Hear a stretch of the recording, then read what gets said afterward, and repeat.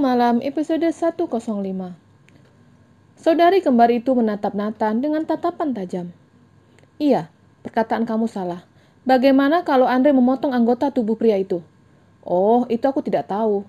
Kalian hanya menyebutkan tadi jangan menghilangkan nyawa. Dan aku sudah melakukan itu. Sekarang kita balik ke apartemen, ujar Nathan. Aku tidak mau. Aku mau menyusul Andre, sahut Tari. Biarkan Andre menyelesaikan masalah kecil itu. Kamu hanya perlu menunggu hasilnya, sahut Nathan dan membuka pintu mobil. Putri menganggukkan kepalanya. Dia setuju dengan suaminya. Akhirnya mereka kembali ke apartemen. Putri dan Nathan menemani Tari di apartemen Andre. Andre memberhentikan mobilnya tepat di sebuah rumah kecil dengan pagar yang tingginya hanya sepinggangnya. Dia melihat nomor rumah yang ada di kartu nama itu.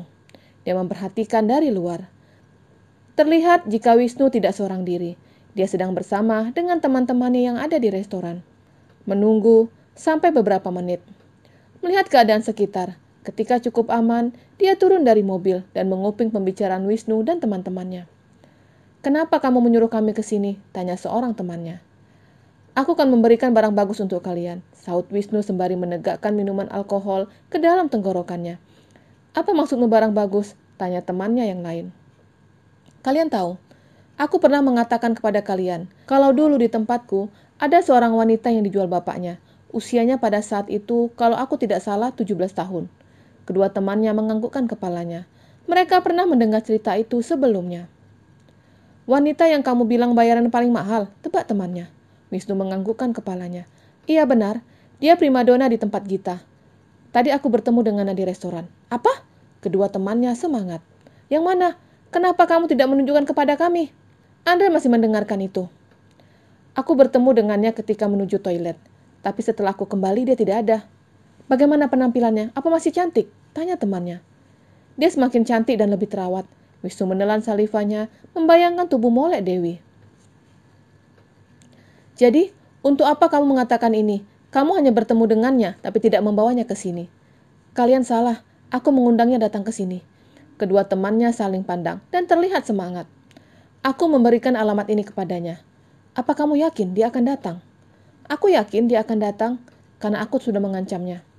Dia pasti takut masa lalunya dibongkar. Pasti dia akan ke sini dan melayani kita. Sahutnya semangat. Suara pintu diketuk. Wisnu dan teman-temannya saling pandang. Mereka terlihat semangat untuk menyambut, bahkan menerkam Dewi. Seorang temannya menyemprotkan pengharum mulut untuk memberikan aroma wangi dari mulutnya. Dan seorang lagi terlihat menaikkan celananya. Wisnu beranjak dari kursi, lalu menuju pintu, membuka pintu, dan seketika tubuhnya langsung tersungkur. Kedua temannya langsung bangun dan membantu Wisnu untuk berdiri. Siapa kamu? Seru temannya. Andre tidak mengatakan apapun. Dia langsung menendang ketiga pria itu. Gerakannya sangat cepat, sehingga ketiga pria itu tidak dapat membalasnya. Siapa yang bernama Wisnu? Tanya Andre dengan intonasi tinggi. Kedua temannya langsung menunjuk ke arah Wisnu. Andre mendekati Wisnu yang tergeletak di lantai. Dia menginjak kemaluan pria itu dengan sepatunya. Ampun, teriaknya. Andre menginjak seperti menginjak puntung rokok. Tapi tiba-tiba, salah satu temannya Wisnu menusuk lengan Andre dengan pisau. Andre menatap pria yang menusuknya dengan pisau. Dia kembali menendang pria itu sampai babak belur. Selanjutnya, dia menghabisi teman Wisnu yang lainnya. Dia menjedotkan kepala pria itu dan ke tembok berulang, dan tidak sadarkan diri. Begitu Andre berbalik, Wisnu telah kabur. Dengan cepat, Andre dapat menyusul Wisnu. Dia kembali menendang pria itu. Wisnu tergeletak di tanah. Ampun! Dia mengatupkan kedua tangannya. Andre menurunkan posisi badannya dan tangannya kembali meninju wajah Wisnu. Wajah itu benar-benar hancur, sampai tidak ada yang bisa mengenalinya. Jika di kepalamu masih mengingat Dewi, Andre menunjuk kepala Wisnu. Isi kepalamu akan aku keluarkan. Wisnu menggelengkan kepalanya takut. Jangan hubungi polisi jika kamu masih mau hidup. Suara Andre pelan tapi membuat Wisnu ketakutan. Andre berlalu, tapi dia belum cukup puas. Dia kembali mendekati Wisnu yang tergeletak di tanah. Apa yang kamu pikirkan tentang Dewi? Tanyanya. Wisnu menggelengkan kepalanya. Aku ulangi, apa yang kamu pikirkan ketika kamu menggaulinya? Tanya Andre sembari merapatkan giginya. Wisnu menggelengkan kepalanya. Jawab, bentak Andre. Dadanya, sahut Wisnu. Pertanyaan itu adalah jebakan untuk Wisnu, yang mana pria itu masih mengingat bentuk tubuh Tari. Andre kembali menginjak kemaluan Wisnu dengan cukup kuat. Pria itu teriak sekencang-kencangnya.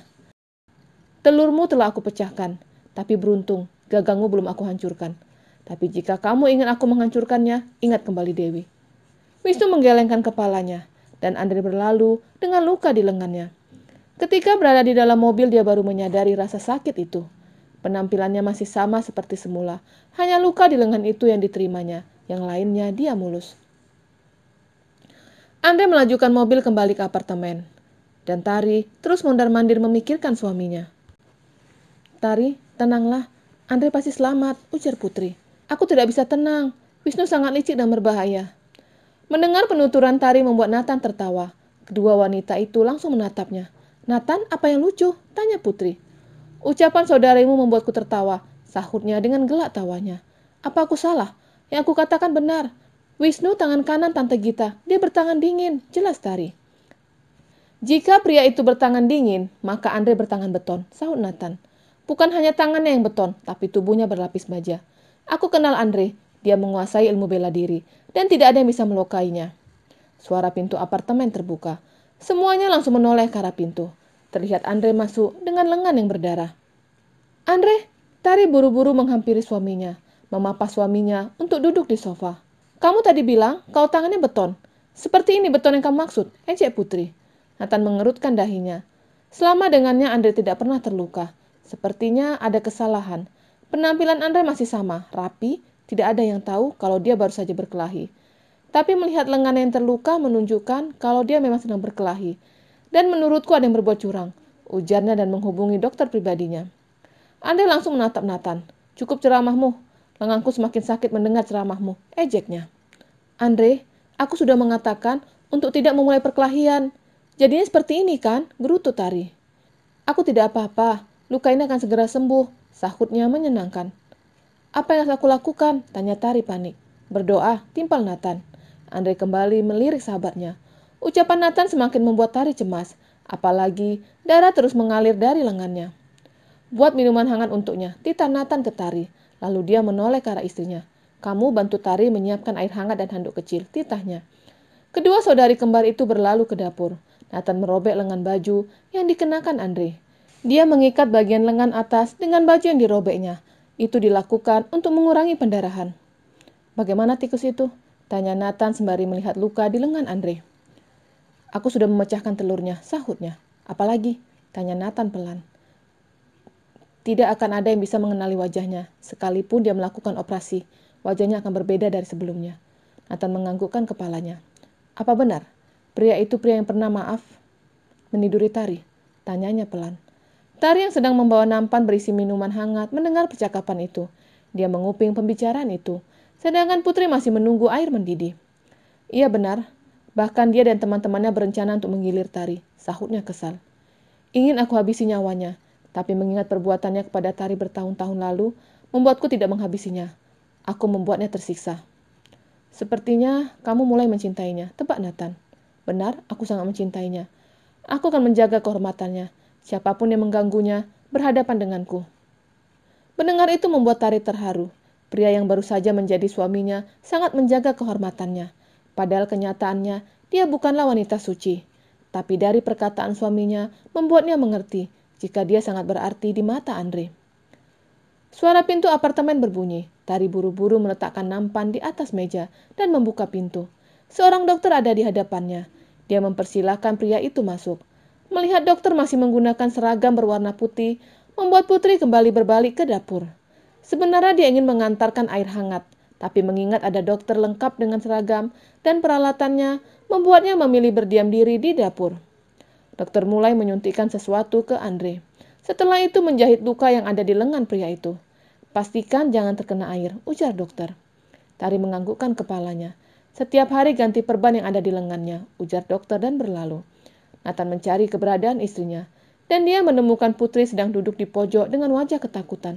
Ada apa? Ada dokter, sahutnya. Dokternya sudah pergi, ayo. Nathan mengulurkan tangannya dan membawa istrinya ke ruang tamu. Nathan, apa sebaiknya Andre kita bawa ke rumah sakit? Tanya Tari. Tidak perlu, luka ini akan sembuh. Andre menolak dengan alasan banyaknya interogasi dari pihak rumah sakit nanti. Kamu sudah dengar sendiri. Baiklah, kami pamit. Ini sudah malam. Nathan membawa istrinya kembali ke apartemen mereka. Tinggallah pasangan itu di apartemen. "Mari aku bantu ke kamar," ujar Tari. Andre menganggukkan kepalanya. Tari memapa suaminya masuk ke dalam kamar. "Aku mau mandi," ujar Andre. "Kata dokter, belum boleh terkena air," sahut Tari. "Apa kamu tidak dengar tadi? Dokter hanya mengatakan pastikan tidak boleh terkena air, bukan tidak boleh mandi," ujar Andre. "Iya, aku tahu. Tapi bagaimana cara mandinya? Tangan kamu yang satu sakit. Kan ada kamu," sahut Andre sembari tersenyum. Tari ikut tersenyum. Dia kembali membawa Andre ke kamar mandi, membantu melepaskan pakaian yang ada di tubuh suaminya. Tapi pakaian itu cukup ketat, sehingga susah untuk Tari melepaskan pakaian itu. "Gunting saja," ujar Andre yang sedang duduk di dekat batap. Tari menggunting pakaian itu dan terlihatlah tubuh kekar dan atletik itu. Dia tertegun melihat tubuh bidang itu. Andre tersenyum. "Tari?" Andre memegang dagu istrinya agar menatapnya. "Aku ingin menciummu," ujarnya. Tari tersenyum. Dan itu tanda jika dia memberikan izin untuk suaminya. Andre melumat bibir itu dengan sangat lembut. "Terima kasih," ujar Tari setelah Andre selesai menciumnya. "Untuk apa?" Andre menatap wajah istrinya. "Untuk semuanya." "Aku tidak melakukan apa-apa." "Kamu melakukan hal yang sangat penting untukku," sahut Tari sembari menatap suaminya. "Seperti?" tanya Andre. Tari menunjukkan cincin yang melingkar di jarinya. "Lalu apa lagi?" tanya Andre lagi. "Kamu mau menikah dengan wanita kotor. Sudah membuatku sangat beruntung. Semua yang kamu lakukan membuatku sangat bersyukur. Aku bersyukur memiliki suami seperti kamu," ujar Tari dan memeluk suaminya. "Apa maksudnya ini?" Aku sadar jika kamulah orang yang penting dalam hidupku," sahutnya masih memeluk suaminya. "Kamu juga bagian paling terpenting untukku," sahut Andre sembari mendekap istrinya. "Aku pernah berpikir tidak akan menikah, tapi ternyata Tuhan mempunyai rencana indah untukku, yaitu dengan menghadirkanmu di sisiku," ujar Tari terharu. Andre melepaskan pelukannya dan menatap wajah istrinya. "Apa artinya ini?" Andre bingung. Aku," Tari gugup. "Aku apa?" desak Andre. Aku lapar." "Apa?" Dia menunggu kata cinta dari istrinya, tapi yang diucapkan Tari tidak sesuai dengan harapannya. Tari mengecup bibir suaminya. "Aku mencintaimu juga," ujarnya pelan. "Apa? Apa aku tidak salah dengar?" tanya Andre penasaran. Tari menganggukkan kepalanya sembari tersipu malu. "Oh Tuhan, terima kasih karena cintaku telah berbalas," ucap syukur Andre. Dia bisa membedakan antara cinta sejati dengan cinta nafsu. Cinta nafsu hanya akan memberikan kebahagiaan sesaat, sedangkan cinta sejati akan memberikan kebahagiaan selamanya. Cinta sejati cinta yang tulus, tanpa batas, tidak memiliki ujung. Bersambung.